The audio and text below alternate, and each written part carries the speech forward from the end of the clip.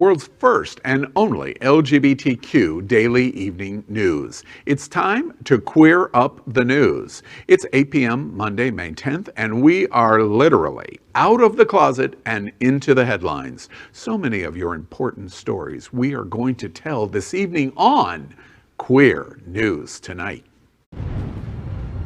The world's first live daily queer evening news show.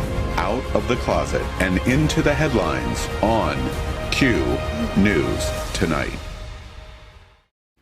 Well, thank you for joining Queer News Tonight. This is the world's first and only unedited live LGBTQ evening news show. Whatever happens, you will see it here. Queer News Tonight is supported by viewers like you.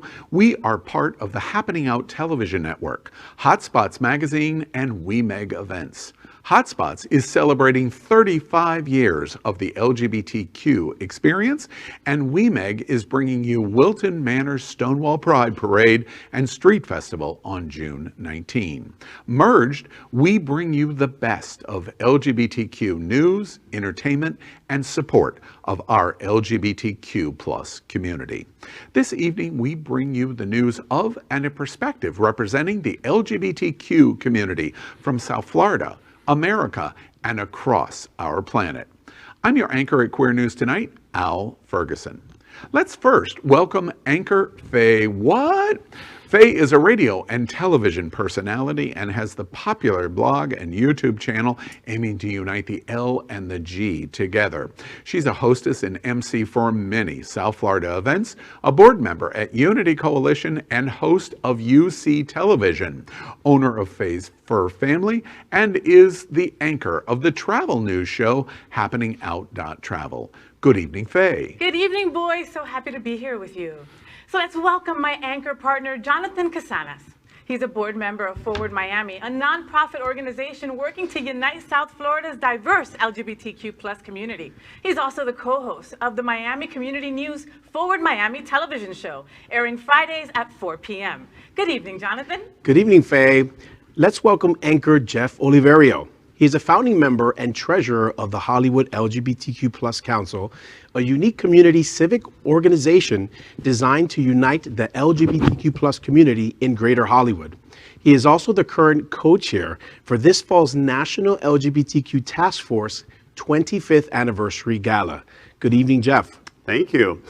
Let's welcome anchor Ayush Maheshwari. He calls himself to be a socialite whose focus is to appreciate people around him and believes that there is beauty in each one of us, which deserves to be celebrated. He is known for creating and hosting the popular online talk show called I Am Big, which focused on sharing inspirational stories of everyday life. Good evening, Ayush. Thank you, Jeff. And thank you, everybody watching. Thank you so much. We are the reporters for Queer News Tonight. I'm sending a big hug right through that television or the screen or wherever you're watching it. And this evening, we begin with queer headlines. The LGBTQ plus community in South Florida and across America is diverse. Our community across the world is vast, and here are the bullet points of the queer news for today, Monday, May 10th. It's going to be a great show. Let's begin by queering up breaking Q news. More anti-LGBTQ plus laws have been passed in 2021 than in any year in history. Friday became a disappointing historic milestone as more anti-LGBTQ plus laws have been enacted than in any other year in history, even with over 7 months left to go. According to the Human Rights Campaign, the HRC, 16 discriminatory bills have already been signed into law in 2021, the latest on Friday, breaking the previous record set 6 years ago. These include 6 laws banning transgender youth from playing school sports in alignment with their gender identity, 4 permitting people of faith to refuse services to LGBTQ plus people in the name of religion, and 2 allowing parents to refuse to allow their children to be taught LGBTQ plus education in schools. In a statement, the HRC President Alfonso David said that LGBTQ plus equality is being systematically threatened and undermined by these efforts to chip away at the community's hard-won rights and protections. According to David, many of the bills being put forward this year are even worse than laws passed in previous years. The previous worst year was for anti-equality legislation of 2015, where we saw then Governor Mike Pence sign Indiana's Religious Freedom Bill into law, and North Carolina enacted the nation's first ever bathroom bill. Both bills were revised following widespread calls to boycott their states. Well, I think when you see progress, you see a lot of people fighting back at it. So I think we've made a lot of progress, but we have to realize it's taking a few steps back. And that's going to come with what we're dealing with right now. But it's heartbreaking, though. I mean, like just a few weeks ago, the president, he did this address, and we all felt included, right? He mentioned all of us. He mentioned our trans brothers and sisters, and we're like, yeah, we're heading in the right direction. And then we tell this story that we've passed more laws and more bills against our community. Like, it's heartbreaking. Yeah, it is, and it's interesting because I was speaking to former Congresswoman Ileana Ross-Layton, and I was just dropping that on the Forward Miami show. Just make sure you catch it on Fridays.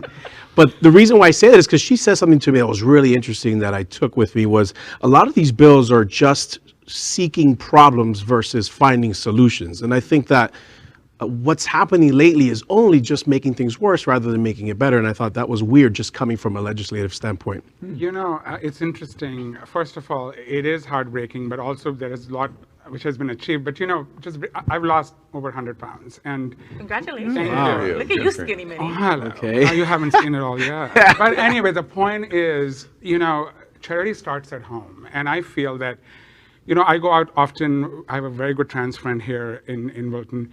And within the community, there is a lot of discrimination. So yes, we can change the laws and do all of that, but how about we just embrace each other for once and for all, fat or thin, gay or not, T or whatever, love. So I would just say, let's start at home. Yeah, and here's the problem with that, and I want to echo sentiment to Jonathan's observation. They don't have any ideas, so this is what they do. And they have no ideas of how to rule the country. All they want to do is say no, and this is the way they do it. And the unfortunate thing is, as you said, this is the best of times, and this is the worst of times for the LGBTQ community. We are seeing unprecedented recognition and results in our community from the Biden-Harris election, and they have no good ideas. And so their only idea is perhaps we can win the House and the Senate back in 22 in midterms by marginalizing somebody. And where they focused on the marginalization is not on the L and the G and the B in our community, but on the T. And that's where these laws are coming from. And it's very sad. And ultimately, I think it will help defeat them in 2022. Next, let's queer up entertainment. Gay horror master Clive Barker wants to make a transgender version of The Mummy. Horror impresario Clive Barker has just revealed plans for a remake of The Mummy that would involve a transgender lead. In a chat with fellow horror director Mick Garris for Garris podcast, Postmortem with Mick Garris, Barker and his friend reminisced about their proposal remake of the Universal classic. The pair had collaborated on a script and even pitched the concept to Universal, with Barker then a hot director, thanks to the success of Hellraiser, set to helm the film. Barker said, quote, "It had the first gender change, transsexual, so we were ahead of the curve. So there's a boy child born at the beginning of the narrative who is obviously significant in the narrative. But we cut 20 years and there's no sign of this guy. Apparently, there is a wonderfully strange, mysterious woman who is part of the narrative, a very important part of the narrative. I don't want to say too much because we're going to make this one day, I hope. We should talk to Netflix," end quote. Yeah, this is awesome, but I'm very scared for them. They didn't say much, so we don't know, what kind of role, the trans person is going to take on. But if you don't do this right, you will get canceled real quick. Cartoonish. Well, and it shouldn't be campy because if you look at Bollywood, I'm going to take you to that perspective real quick. And for the longest time, especially for gays, gay men, it was very like comic and making fun.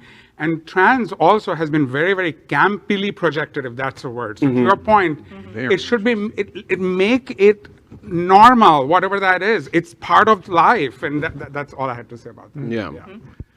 Well, I think it's going to be interesting. Clive Barker, I love Hellraiser. I absolutely love the film. I liked the Mummy series. Me too. I guess we'll just have to wait and see. I agree with you. I hadn't thought about that. We certainly don't want a campy version. Can't be campy. And I have a sister here, right, who's working on a very interesting show too for they call it Lickertail. Yeah. But yes, so Okay. you know, it's a trans show and a trans detective. So Yeah. it's coming up. It's time. It's Yeah, time. It's yeah. time. Just like Jonathan Cassandra's sent Forward Miami on Friday. I'm glad you got the plug in. Yeah. All right. Now, watch my show. Now Watch we my show. queer up Yes. gay. Now let's queer up gay culture. Atlanta robbers are targeting LGBTQ plus victims through the Grindr app. It has been reported that 3 men in Atlanta, Georgia, are using the gay dating app Grindr to meet and rob local gay men. During an Atlanta police press conference, they opened up about the robberies and gave tips on how to stay safe. Sergeant Rodney Jones of the APD robbery unit said from February, quote, from February to May, we have had 8 instances where male victims were lured to remote locations by use of the Grindr app. The suspect would use the Grindr app to exchange and identify victims, trying to lure them to a dating location. After the day concludes, the suspects will rob the victim, often taking their wallets, keys, or even vehicles, end quote. Officer Eric King, the department's LGBT liaison, joined the press conference to give tips on how to protect themselves from potential threats. He said, quote, find a partner or a friend that you can trust, that you can notify when you're going to meet somebody. Meet at a grocery store, meet at a public place before you reconvene somewhere more intimate. Listen to your inner voice, end quote. As the gay man at the table. Yes. Wow. No, Yes. let me just say, first of all, Grindr, give me my account back. Jeez. Yo. Anyway, second of all, let me just say, What did you do, Damn. girl? what I love about this whole story is that they robbed them after the date concluded. All right, so we met, we hooked up, we had sex. Okay, now I'm gonna rob you. All right. There's You something gay to boys that. are too much. We're too okay? much. You Yeah. boys are too much. Okay, mind you, we did a story a couple months ago about Grindr leaking all the information of its users. None of you boys gave a crap as long as you're getting laid. You don't care. They leaked out that they were telling people that if they were HIV positive. You boys, we just want to get your Yeah, it's true. Okay, Well- so, sorry, go ahead. I think this story is just, another story that kind of elevates the gay experience. But, we see lots of stories of men getting lured into hotel rooms at the Fontainebleau and robbed by beautiful women as well. So, Amen. I think it's a storyline that doesn't need to be placed on the gay, community only. This happens across all Interesting. genres of And, people. and Jonathan, do you meet your Grindr hookups at grocery stores? I don't do Grindr, fortunately and unfortunately, but I do scruff. No, I'm just kidding. I'm just kidding. Just Branding. Just kidding, just kidding. just to your point, though, what's interesting is going back to the fact that I feel technology has alienated people. Why is there a need? I think the question is, and trust me, I feel like finding sex is easier than pizza, but why is there a need to put yourself in that danger? What are we doing as a community to make you feel that you belong and you do not need to put yourself in that? Well, there's something hot about it. That's one. Oh, one sure, it's hard about it. But there's another thing called scamming. There's this new thing, and I think there's a documentary called Hustlers, I think, on Apple TV, where there's a huge community of scammers, and they do this for a living, and this is how they get their money. And they're really good at luring you into these types of places. And they could be men with wives, they could be actual gay individuals, but they find you, they identify you as someone that would be, easy targeted, and they literally pick you out of a huge bundle. They'll spend months tracking you down. They'll spend months having a conversation with you, and you think you're talking to someone that you're comfortable with. It's interesting. I'm going to share a very personal story. Sorry to interrupt you over there. Yeah. That's true. I was walking the other day from the bars, okay? Somebody told me, who I met online, and said, let's have fun right on Wilton Drive by the gas station. I have never done anything publicly. Even for a second, for somebody like me who does a lot of yoga, tries to be as anchored, I for a moment was like, should I? Should I not? Something then triggered tricked within, like triggered Yeah. within. And I said, no, but what I'm trying to say is that it's true that scammers and everything exists everywhere. How can we make people like us feel more protected, more loved, and more anchored right at home? I think that's It's something to think it's a about. great question, and it's surely not in Scruff or Grindr. It has an appropriate place, but it's not going. So there's a different way to get hot, and maybe we'll talk about it next time. Yeah. Well, let's go back to something. Let's clear up religion. Wow. World's largest Catholic Good school segue, Jeff. district Good votes segue. to finally recognize Pride. This June, Pride flags will officially fly for the first time at Catholic schools in Toronto. After a marathon meeting Thursday night, a majority of Toronto Catholic School District Board, TCDSB, trustees voted in favor of recognizing Pride this year and flying the rainbow flag. The school board published in a statement saying, quote, "We recognize this is an important step required to demonstrate the TCDSB's ongoing commitment to fostering inclusive environments that are safe and welcoming places for LGBTQ+ students and staff." At the meeting, all 3 proposals related to Pride Month passed. That means rainbow flags will fly outside all TCDSB schools, as well as the board's head office throughout the month of June. The TCDSB is the largest publicly funded Catholic school district in the world and encompasses more than 91,000 students at 196 schools. The decision comes after years of failed proposals and fraught debate over recognizing the annual celebration of LGBTQ+ identities. Well, this is fabulous, first of all. Yes. I like to see that since they're publicly funded, that they are respecting the laws of the country, which would be very unusual to a lot of the laws that are being passed in this country to allow religious discrimination. So I think this is a fabulous story. Amen. Amen. Yes, Kudos cheers. to them. I can't tell you how happy I get when I see a rainbow flag being waved, you know, or if it's Pride Month. When they put that new beautiful rainbow bridge in Wilton, I It's great. cried. I got I just saw it chills recently, when I yeah. drove over it. So, you know, just for them to be waving our flag, our community's flag, at all those schools that are Catholic, that most of them won't even respect our marriage rights or anything. I mean, it's an incredible story. I loved it. Well, first off, I say before we transition to our next story, we're talking about Canada, after all, and it's interesting. We're going to talk more about Yes. Canada in just a minute, but it's interesting to me because I think the point that you make, at least of what I hear, is symbols matter. To have the Pride flag fly for an entire month at 196 schools in Toronto Catholic School District, especially after what the Catholic Church and the Pope has said, that that LGBT can't be blessed because we are a sin in the eyes of God. This is a direct standing statement of saying, no, no, no, we're not going along with that. And we're supporting the story and what June means and what Stonewall means and what the LGBTQ community means. I think it's outstanding. Well, it is outstanding, and I'm just having a moment before my little story, well, my big story. Thank you. And I think this is a moment to just celebrate. I really do. Next, let's queer up Road to Stonewall. DC Comics previews DC Pride 1 art includes Be Gay, Do Crime story. DC Comics is giving us a little preview of their upcoming giant-sized DC Pride #1 anthology, and we cannot wait to see all our favorite queer superheroes and villains. With Pride Month fast approaching, DC Comics has given us a preview of their upcoming anthology of LGBTQ+ characters from throughout the multiverse. Not only does the issue feature stories about the queer characters, but the writers and artists are queer as well. Yay! The issue features, everybody yay, can I get a yay? Yay! Come on, people. Hello, my God. The issue features everyone from Aqualad to Apollo and Midnighter to, and I don't know any of them, but I love superheroes because all of us are, to Harley and Evie and Batwoman and John Constantine, while many of the queer characters, I got excited here, queer characters are featured in short stories. Some of them also feature in pinups by LGBTQ+ artists. The book will also feature full-page profiles of DC TV's LGBTQ+ characters paired with Q&As from the actors who play them.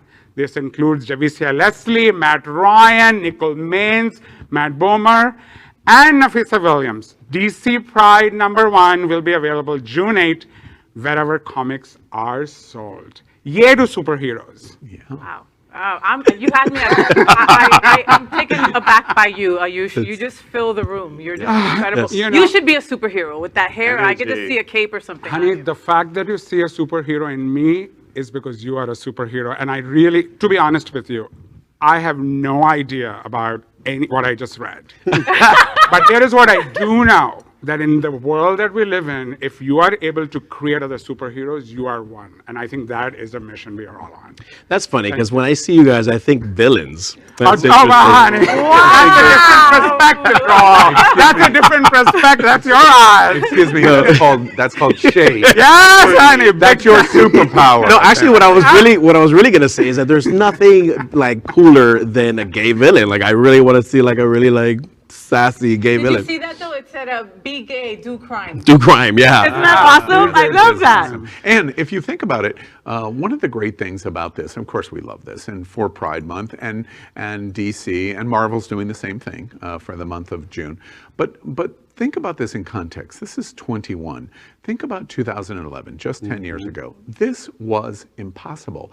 It was impossible that they would do an anthology like this in Pride Month, much less turn their properties, which are these characters, and the stars that play them in television, and completely and unequivocally support LGBT. That's amazing. 10 years ago, this was completely impossible. Completely. Is it getting hot in here, or is it just me? It's the superhero. Or is it out?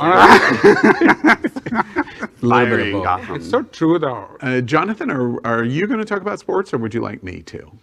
Well, I'll do it. I would like to, since I'm the the athletic sports guy you know me to be. Yeah, but I can't. But I'm going to take it right off your hands. Now we are queering up sports. Tom Daley puts the Speedo wins back on by winning 2 new gold medals. World champion diver Tom Daley added 2 more gold medals to his career collection with his recent victories at the FINA World Cup competition taking place in Tokyo, Japan. Daley bested the competition in the 10-meter platform and also the synchronized 10-meter dive with Maddie Lee at the test event for the Olympics later this summer, also in Tokyo.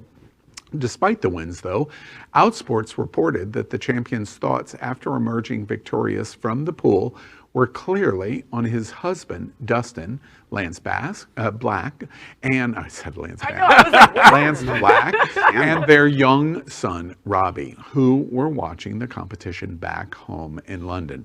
Daley said on live television, quote, "Hello, Robbie, if you're watching," and of course you knew he was, end quote. After he won the individual gold with a back 3.5 somersault dive. Now, this is why I'm doing the story, Jonathan, because this is sports. Somersault dive. Oh, Lord. Yeah, earned a score of 104.40 points. He got bonus points in terms of degree of difficulty.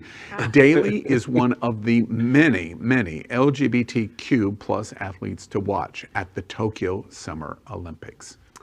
Well, I mean, diving brings a lot of gay images to all of our memories. But the memory that I think we all have, to think about is Greg Louganis. Of course. Yes. How far we've come from being fearful of a gay man being in the pool. That's right. Yeah. Blood in the pool? I haven't thought of that in family years. Respected and acknowledged across the world. Yeah. So it's, again, How far we've come. How far we've come, right? Yeah. And he looks incredible in that Speedo. My goodness, what a cutie pie. Yeah. I know, he puts on a Speedo and wins 2 gold medals. I put on a Speedo and I get sea lice. and party girl voice. Is that what they're calling it these days? Well, I'm glad that you. I can't even find a Speedo which fits me. So anybody watching, everybody, just listen up. Anybody watching, please send me a comment or let us know where I can get a Speedo from. Yes, all right. So.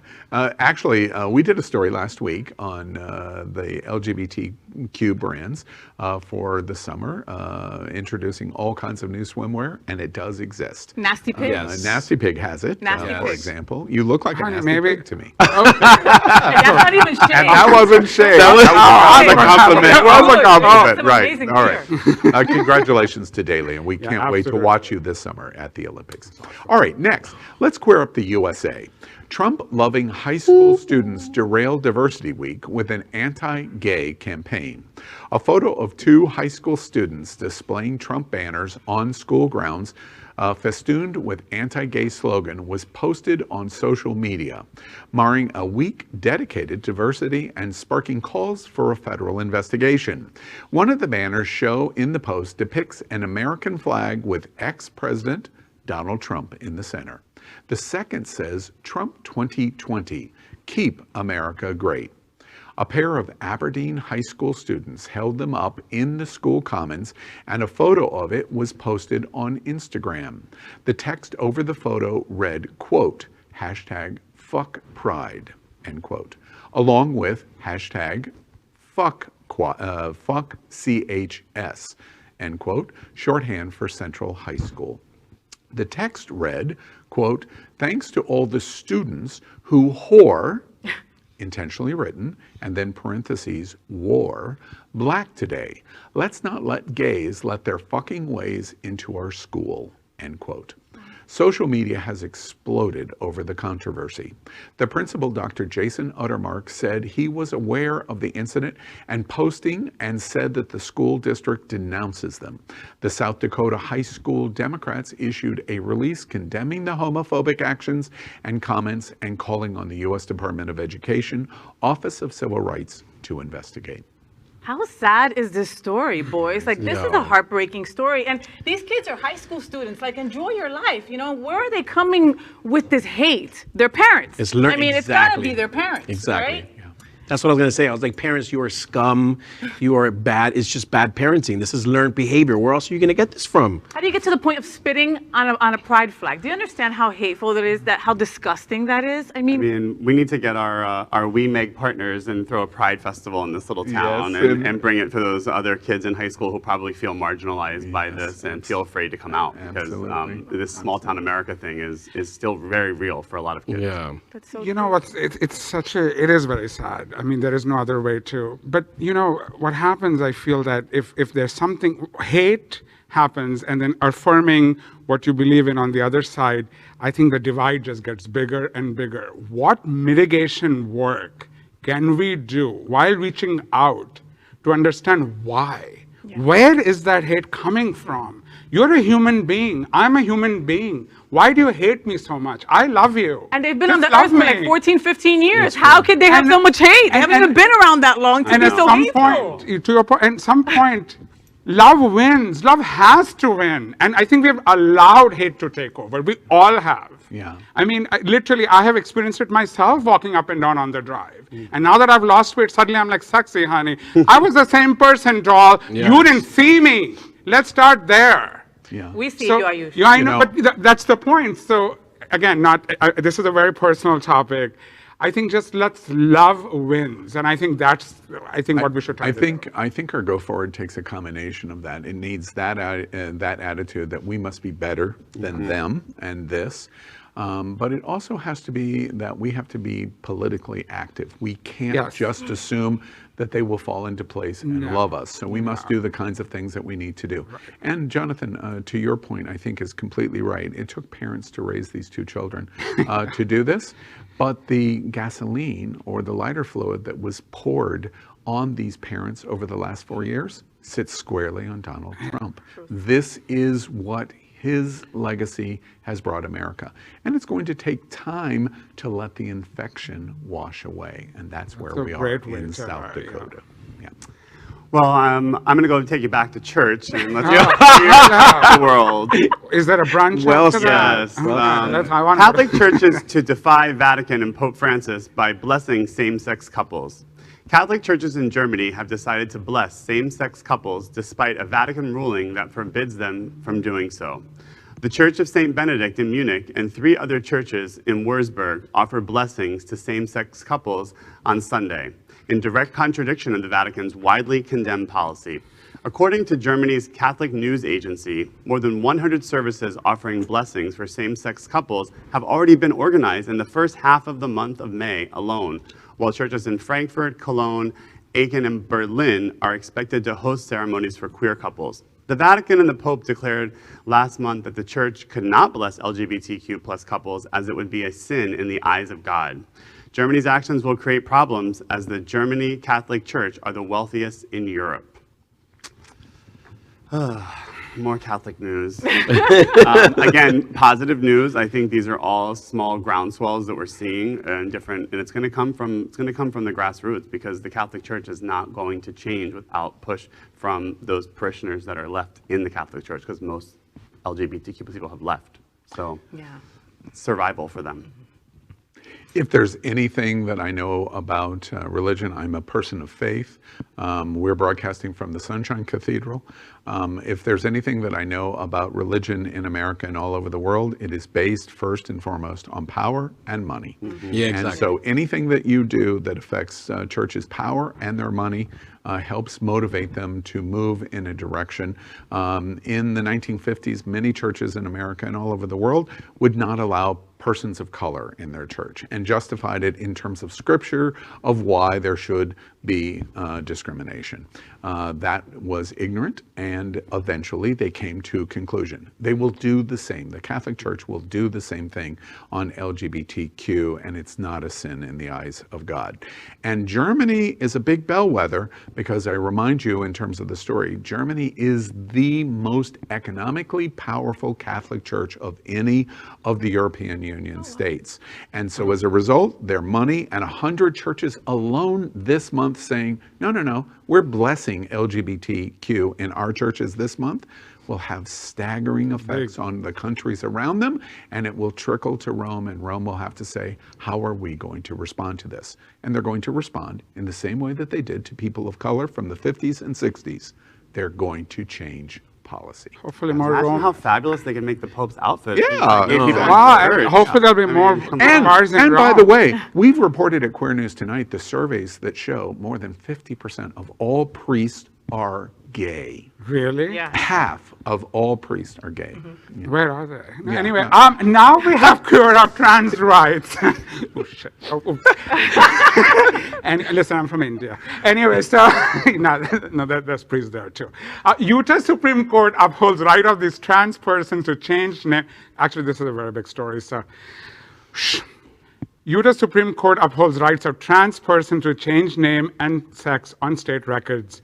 In a 4-1 decision announced on Friday, Utah Supreme Court expanded transgender rights in the state by siding with 2 trans petitioners seeking court orders to change their names and sex on their birth certificates. In supporting its ruling, the court emphasized the importance of decision affirming the right of the appellants, Sean Children's Gray and Angie Rice, you go Sean and Angie, to have their ability to change their names and legal sex designations. The court's decision went beyond just granting the appellants their sex change petitions. The court also ordered them, going forward, sex change petitions should generally be granted unless sought for a wrongful or fraudulent purpose, and articulated a test and framework to grant them in the state. After obtaining a court order approving a sex or name change, Utahns can then apply to have their birth certificate changed. Hallelujah, go Utah, honey. Utah can do it, so can everybody. Yes. That's kind Hello. That's kind of true, though. Hello. Hello. That's kind of true. I think what's important about, and I don't think people will give a name like significance. Like I don't think they give it importance enough. Like the first thing a person does when they decide to transition is change their name, and they get to pick that, and that's something really, really important in their lives. So I'm glad that this is happening, and I know applying the sex as well to the birth certificate is extremely important. But I think people are not giving the name as much importance as they should. But it really is. It really is. Like the born day is the day Exactly. that they began to be their true, authentic self, and we're going to take that away from them by not allowing them to change their birth certificate. That's why I love the story. Great job for Utah. Yeah. It's very difficult for a trans person while they're transitioning to go and apply for a job or apply for something when their ID doesn't match themselves. It's even harder to try to apply for loans or anything like that. So this is great. I think that there are 2 big notes in this story. First, the first big note is the issue that the Supreme Court in Utah is saying, wait, we're going to we are going to err on the side of trans rights. You must find an overwhelming need to stop the justification of name change. That was very significant. And second, Ayush doesn't mention in the story, but I think one of the most significant things in the story is just a quick reminder, this is Utah. This wasn't California or New York. Yeah. It's big. This is Utah. This Mormon. is Mormon Yes. capital of the world. And as a result, this is a significant decision because likely 4 of those 5, perhaps 5 of those 5 Supreme Court justices in Utah were Mormon. And for them to take such a strong stand, I think is just incredibly powerful, and an indication of our former story about what's going on in Germany is a proof positive that religion can make change. You don't have to hate religion. It just needs to be educated. And that's what we watched the Supreme Court do this week. You know, it's beautiful, and I know I'm hogging a lot of time today. This is a very personal, you know, I'm not trans, but I'm very close to a couple of very wonderful trans folks. Can you imagine that every minute you walk into even a gay bar or you go to an airport and you're consistently worried that you will not be treated right because the person on the other side is going to have the power to make the decision whether you're a man or a woman or whatever you identify it. It's not right. So Utah, you go. Yeah. Utah, you go. Very important. Next, let's queer up travel. LGBTQ plus travel safety index, 150 countries ranked worst to best. Asher and Lyric Asher Ferguson, who hails from Sydney, Australia, and Lyric Ferguson from Los Angeles, no relation to our very own Al Ferguson, have made it their cause to help other travelers prepare for and safely tour the world. An exhaustively researched index of the worst and best countries for LGBTQ travel. They looked at the top 150 most visited countries in the world and then carefully examined LGBTQ plus rights for each country.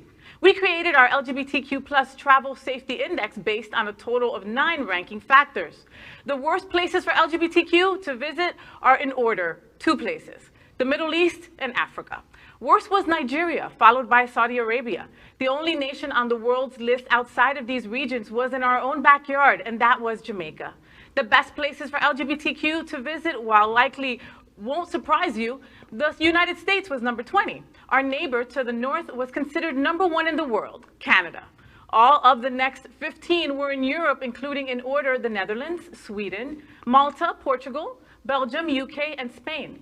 Join me every Tuesday night at 8 p.m. for the world's first live LGBTQ travel news show, happening out.travel, for the best travel advice. So what do you guys think? Well, I think it's terrible that we're number 20, and so it shows how much work we have as a country. Exactly. I mean, it's just, again, the country of freedom and liberty is number 20 on that list, so I think we should all remember that. But I think even more interesting about this is Jamaica. I've traveled to Jamaica many times. It is obviously, I've traveled there when I was not an out person at the time, and I traveled there with my partner to a wedding a few years ago. And I will say we had a wonderful experience in Jamaica. However, I know I would not travel around Jamaica myself. So Like you stayed in the resort we were at the whole a time. resort. We went Yeah, to some, and we were also, you know, we were also in the Grill, which is the most liberal part of Jamaica. Yes, for but it's sure. really And you weren't wearing so like wonderful. JJ Malibu and holding hands. And We were, there was, I mean, my friend's wedding had lots of, you know, gay men from San Francisco and from Los Angeles. She has a lot of friends from, you know, New York. And so there was actually probably the most gay people they've ever seen at a resort there. But it was, and everyone at the resort treated us wonderfully. Everyone, you know, we went out to a few places in the local area, but I do know it is not welcoming, you know, as a general rule. Yeah. So. And are we really going to Saudi Arabia? Are we really going to Nigeria? Al knows. I'm 6% Nigerian. I have no want or need to go to my God, Nigeria. so am I. 6%. I have no need to want to wave my gay flag in Nigeria anytime soon. And you know? to that point, I mean, there is something called cultural sensitivity. You're going to another country. Do you really need to have the shortest thing, hugging. I mean, I understand. Trust me, I like to show now too, honey.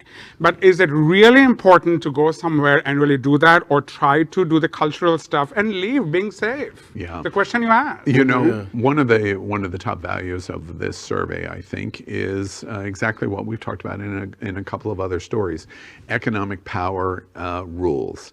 And one of the things, Jeff's point, how could America be number 20 and Canada be number 1 in the world? Well, Canada is doing something that South Carolina and Georgia and Tennessee and Alabama and Arkansas and Texas are not. And when that happens, it means that LGBT spends their money in other places. We are not myopic, and it's only us. There's an entire world at stake. And the second thing that I think is interesting is political will changes attitudes. And that's what's going on in the top best list for the European Union. What we have watched over the last 2 years, 3 years, while Trump and the administration and our Secretary of State was doing all of his horrible things that he was doing at the Secretary level in terms of world affairs, the European Union is taking on Romania and Poland and saying, you can't create LGBTQ zones. And Poland saying, well, yes, we can. And then the European Union says, okay, then we'll withhold billions of dollars of economic aid to Poland. And that changes attitude. And the 15 next countries after Canada doing it is proof of that. The union says yes to LGBT because first and foremost, it's civil rights, but it is also economically good business. And that's what this survey You're going to go on the big all hotels, honey. That's right. I was going to say, because they're like, you know, they're nice, but Canada's pretty passive aggressive. But anyway. That is our queer headlines for today. So let's catch up on the LGBTQ news surrounding COVID-19 with our special segment called Quarantine Quickies. Queer News Tonight has been LGBTQ plus America's most important news source on the pandemic, as we have reported on coronavirus on every news broadcast since January 6, 2020. Tonight, we report the devastating effect of coronavirus, and as you know, I'm from India, and it is really, really hard right now in India. So it's, again, a very personal topic, but it's very hard everywhere. Coronavirus has had on the American and worldwide LGBT community in total cases and deaths. But we also provide hope of a new light at the end of this long tunnel. As of tonight, more than 2,343,000 LGBTQ Americans have contracted COVID-19. We have watched the greatest single year LGBTQ plus health crisis of our lifetimes. More than 41,000 LGBTQ plus Americans have died from coronavirus. But the news is improving because as of today, more than 261 million vaccination doses have been administered in the U.S. Go get yours. Yes, what Jeff said. Now I heard they're going to give drink tickets too. I was like, kidding. Which one, honey? Is it well or is it high end? No, it's got to be top shelf, please. So that is our COVID-19 news for tonight. Next, we report that Happening Out Television Network is passionate about our support for the LGBTQ community. An example is Sunshine Cathedral, the world's largest queer church here in Fort Lauderdale. We are broadcasting from our permanent set here at Sunshine and supporting that partnership. The network broadcasts the largest LGBTQ plus religious broadcast in the world, with more than 30,000 watching every Sunday at 10:30 a.m. Eastern, and it's totally live. We encourage you to tune in. Our campaign of sponsorships proudly supports Sunshine Cathedral is my queer church. Watch this.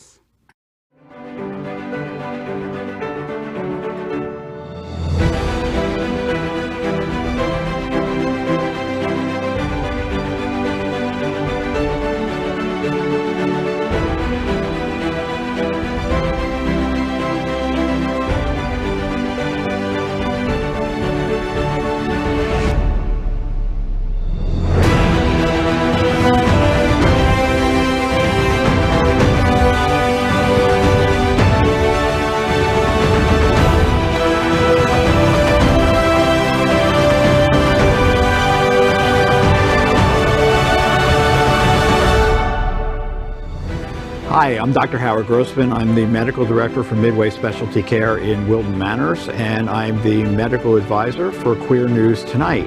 And Sunshine Cathedral is my queer church. We'd also like to thank our set designer, Concepto Modern Living, here in Fort Lauderdale, for making this set in this amazing queer church square possible. Finally, we thank Queer News Tonight's hotel sponsor, Best Western I-95 Fort Lauderdale. This is the closest and best choice to the famous Wilton Drive, and our hosts and guests stay at this LGBTQ plus ally partner. We encourage you to stay here when visiting South Florida. At the end of tonight's broadcast, and in a moment, I am getting ready to interview the only member of a royal family in the world that is LGBTQ. We will go to India to discuss LGBTQ plus rights, the COVID-19 crisis, and what it is like growing up royal and being a gay man, as I talk to India's Crown Prince Manvendra, coming up in just moments. So that is today's news for the LGBTQ community on the world's first and only daily LGBTQ evening news show. Is our community important to you? Then help us by liking and subscribing. Ring the bell for updates. Share this news with your friends and family. Post this broadcast in the many groups you are a member of. Tonight's stories about your community deserve the attention of your family and friends.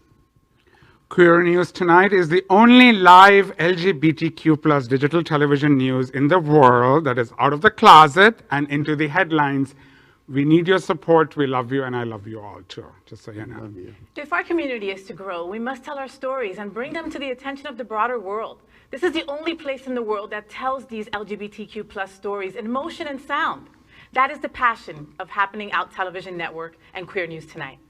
I'm your anchor at Queer News Tonight, Al Ferguson, and on behalf of these LGBTQ plus reporters, the anchors of Queer News Tonight, including Faye Watt, Jonathan Casanis, Jeff Oliverio, and Ayush Maheshwari, before we end tonight, we bring you the only gay royal in the world, Crown Prince Manvendra, on being gay, India's LGBTQ plus discrimination, and the tragic effects that the COVID-19 pandemic is having on India.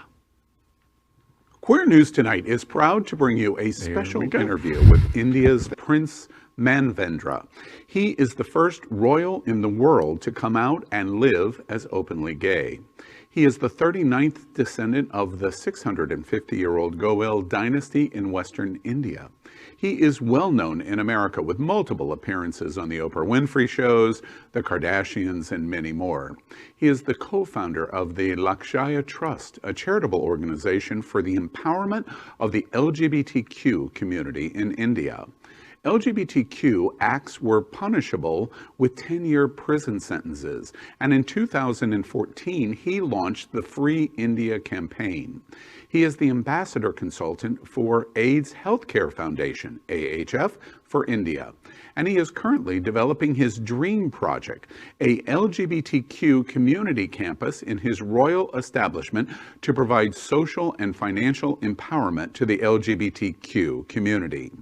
Recently, he has been appointed as host for All India by Red FM radio channel, one of the most popular in India, which is launching its first ever podcast exclusively on LGBTQ issues called LGBTQ, All Questions Answered. Kyun means why. Let's begin as Oprah explores his coming out and the response to it in India. Watch this. In 2007, we met the Crown Prince of one of India's oldest royal families. Prince Manvendra had stepped out of the closet and into a firestorm of controversy when he announced to the world he was gay. His community was outraged. His own mother took an ad out in the paper publicly disowning her son. I wasn't shocked. Actually, I don't blame her. I blame her ignorance. As most of the Indians do about homosexuality. They are very, very insensitive, unaware about the whole issue. Because being homosexual in your country is punishable by going to prison? Being homosexual is not punishable. The homosexual act is punishable. Well, to tell us more about their royal LGBTQ journey and their upcoming projects as June Pride Month approaches all over the world and in America is Crown Prince India's Manvendra. Welcome to Queer News Tonight. Good evening, Your Royal Highness. Thank you. Thank you for having me on this show. We're very excited to be able to talk to you. Unusual for the LGBTQ community, your coming out announcement in 2007.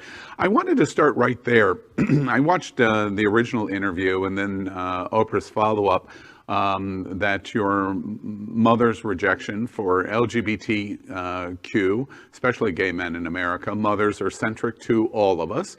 We've just finished Mother's Day here in America, and I watched in the interview how your mother rejected you and even took out a full-page ad in that rejection. How is relationship today? Could you give us kind of an update? Well, it's very unusual, but she is a very hard nut to crack, as I say. And she tried her best to make me straight with all sorts of conversion therapies, taking me to religious leaders and doctors and surgeries and whatnot. And ultimately, she gave up. So now the status is that we don't talk anymore, but she stopped talking to me after I came out. But she has accepted her defeat, and she has decided that she cannot make me straight under any circumstances. So now you get to live right. your life.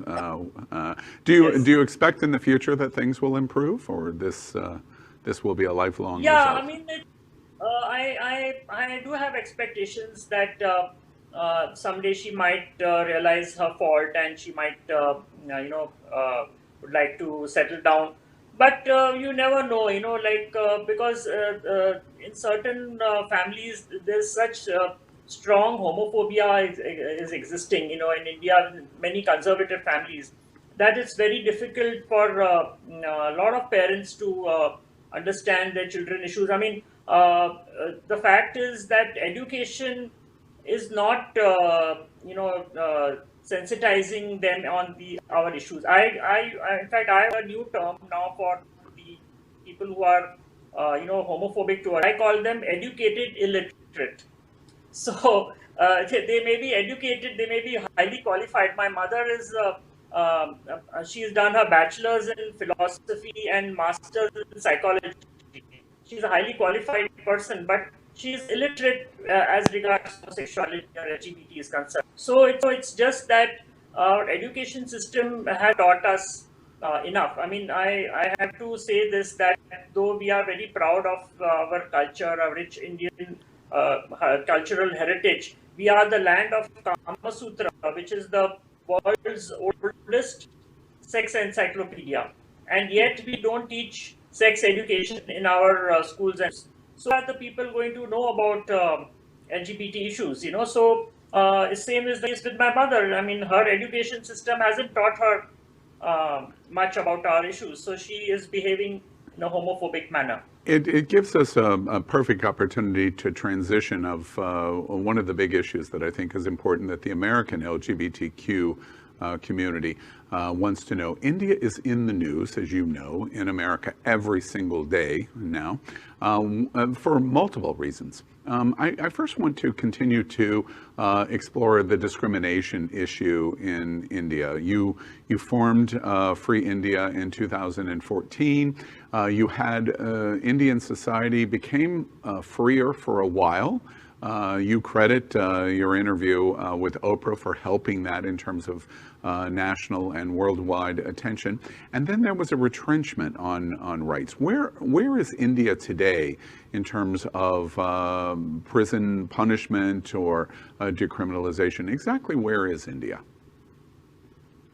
See, I would say one thing, that India has got a very strong legal foundation with regards to not just LGBT rights, but even with specifically if I talk about trans rights, and I know for the fact that places like America are still struggling for transgender rights.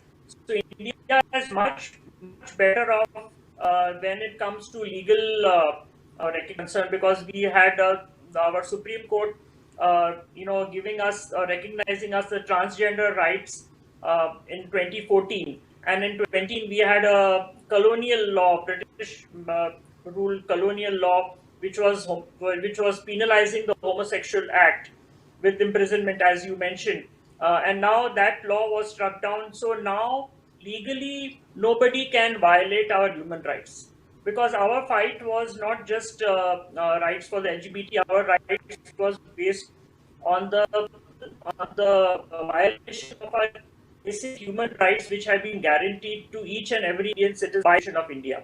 So on that basis, we have won our rights. So legally, nobody can touch us. If anyone tries to discriminate us, anyone tries to deprive us of our equality or right to dignity, then we could challenge them in the court of law.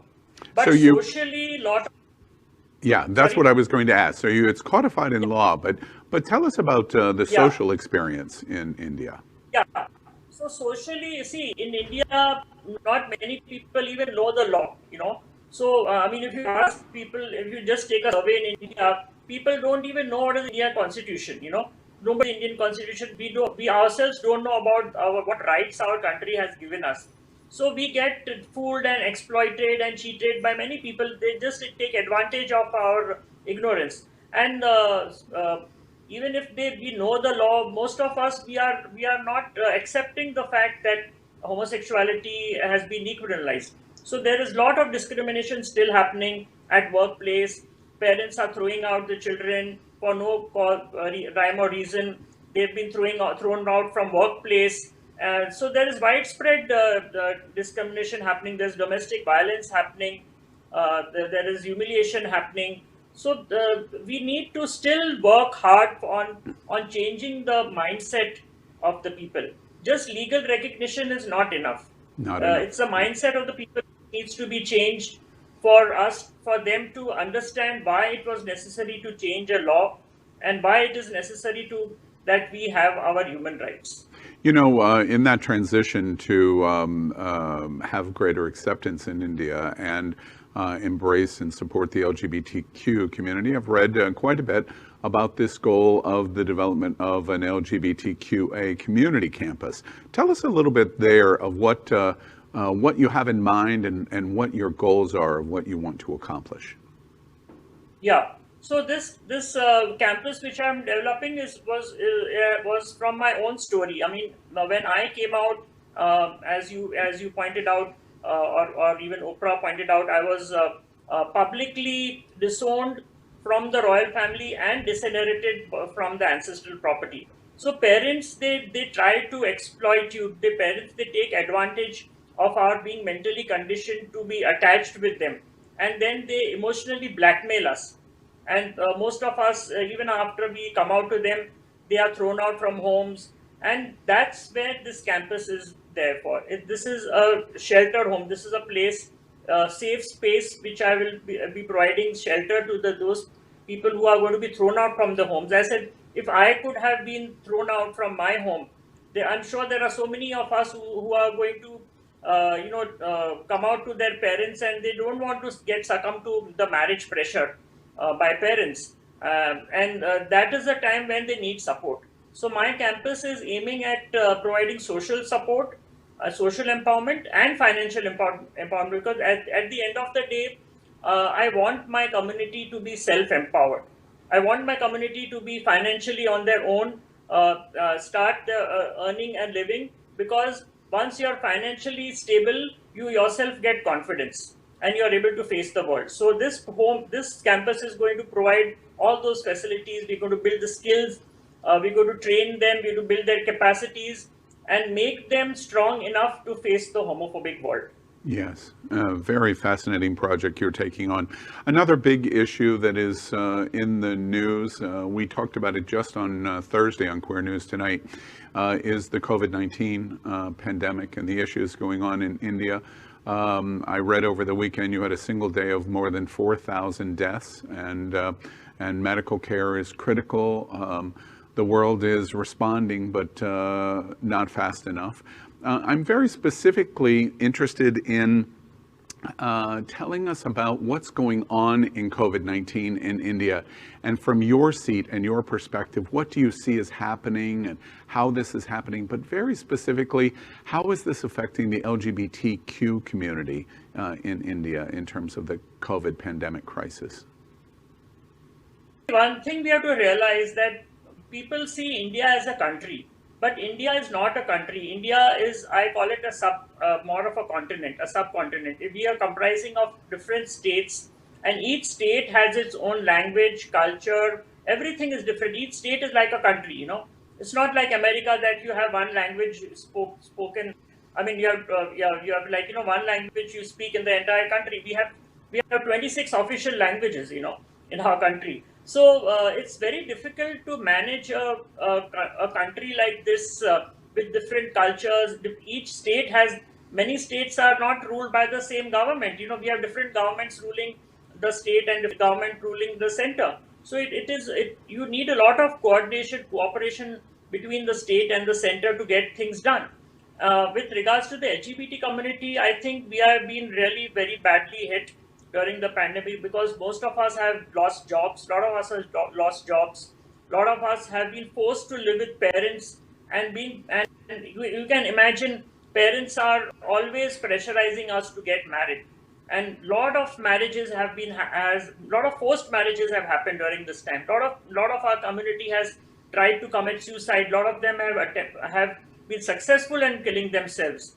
And people have been rendered homeless. I have been doing so much of counseling, and since the time the pandemic has started last year, I get daily so many cases. I do a lot of counseling also, and sometimes it becomes very difficult to manage with this COVID situation because it's not safe for them to leave the home, and if they stay at home, they are being tortured by the parents. So it has been a very difficult and very challenging task to manage during this COVID period. So in terms of the news that we're watching almost every single day on our major national news about people not being able to get health care, not being able to get hospital beds, oxygen that is necessary, respirators, etc. You are saying that it's even more dire for the LGBTQ community in India because in addition to that, there's the discrimination or the pressure from families to either get out of the home in this pandemic or marry or and even to the point where you're reporting that noting that there's a significant suicide increase in the community in India.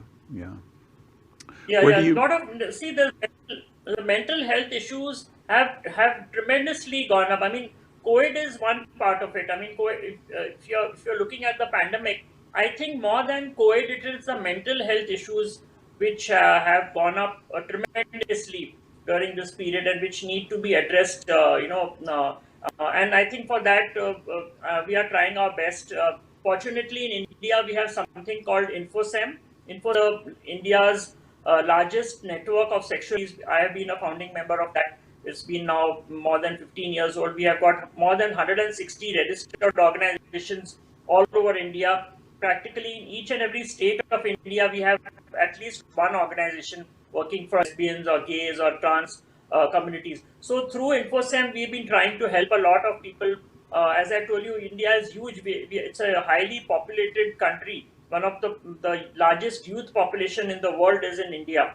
So the InfoSem has helped us to coordinate and get these cases resolved from some part of the country. So we are trying our best to see how we can address these mental health issues because I think for me, a lot of people are, of course, people are dying because of COVID, but a lot of people are also dying because of mental health issues. Yeah, and that's leading to the suicide. Prince Manvendra, I'm curious, many Americans in the LGBTQ community are going to hear your voice. We're watching the dire consequences of the pandemic in India. Things are improving dramatically in America with our vaccinations and things reopening. Very direly different than what we are seeing on the streets in India. If you could wave a magic wand, is there something that America and other places like America, if you were calling out something that we could do to help the LGBTQ community in India, what would it be? See, I have always, whenever I have been doing advocacy, I do not restrict it to only India or a certain part of the world. I have been doing global advocacy. I have used this platform to do international global advocacy because for me, I see the whole world as one family. You know, in the old Sanskrit saying, Sanskrit is one of the oldest languages in India and of the world. And there is the Sanskrit saying which says Vasudhaiva Kutumbakam. And the meaning of this word is the whole world is one family. So these are the issues where we need the whole world to unite, to come together to fight these issues, whether it is LGBT issues or it's COVID related or it's environmental or anything. So I think at this given point of time, we definitely need help of people from America or any other part of the world to come together and to help out our fellow brothers, sisters, communities which are in need, which are in dire need of support in terms of help, in terms of anything, whatever can be provided. So I think this is the test to see how, as a one family, we are able to help out each other. And now with this, I sometimes tell my friends, I said, look, if COVID would have come some 20 years back, it would have been so difficult to connect. We have now social media. I mean, you and me are today talking, even we are thousands of miles away, and yet we are talking with each other because we have all these platforms available with us. Imagine if 25 years back COVID would have come, how we would have connected with each other also. So we have to make use of this technology and whatever is available with us, and try and reach out and help out people. Yes, and absolutely true. I love that. LGBTQ, the whole world acting as one. Very appropriate as we approach Pride Month for June, celebrated in America and all over the world. Well, we continue to our best wishes to the LGBTQ community in India as a whole as they go through this transition of acceptance, of overcoming the traditional discrimination that's taken place there, but especially in the cruelness that has been added in this gigantic pandemic that is hitting India so hard. Prince Manvendra, I want to ask, in closing the interview, something very personal to you. It's not very, in fact, I've never had the opportunity. It's a rare opportunity to have somebody that identifies in a royal family in the world as LGBT. I know you travel all over the world. You've been to America many times.